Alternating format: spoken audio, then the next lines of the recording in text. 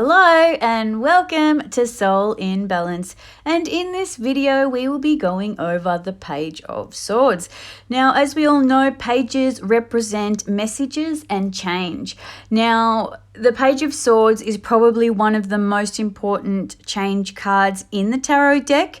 Some say that it's second to the Ace, but I would say it's pretty equivalent to each other, if not the most important card of change. Now, the key words for Page of Swords is look deeper, take a closer look. There can be a lot of illusions and delusions going on, and to pay attention. And it could be something about like delaying plans until we have taken a closer look, or collected all the information we need.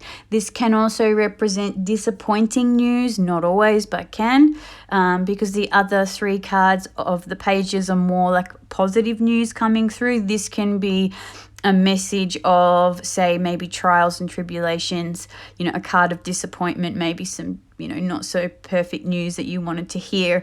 This can also represent spying or receiving a message through a third party. It could be secretive information.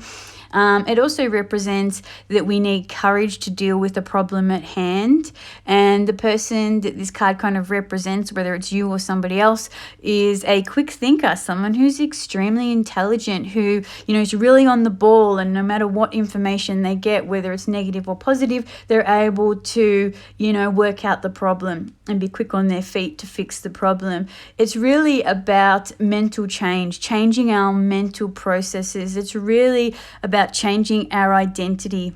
And in another way, it's also about fighting for our ideal, fighting for a new idea. It's really like swords represent, there is a bit of a challenge. We have to cut through the crap because it's the sword of truth. So we really have to cut away what's not real, what's not working. So that is why the sword cards can be a bit daunting sometimes. But it's really kind of like navigating stormy weather that's approaching. It can also represent new study, in the mind, because the swords represent the mind and the mental aspect, the mental plane. And the card image, so we see a young man holding a sword, and he's holding the sword of truth with both hands, and he's ready for action. So he's ready to deal with whatever comes at him. And as we can see, the ground is a little rocky, so it's a bit of a rough terrain under his feet, so there may be a difficult road ahead. And we do see the clouds and birds, which represent the mental processes needed for change. So the best course of action for this card is to fight for your ideas.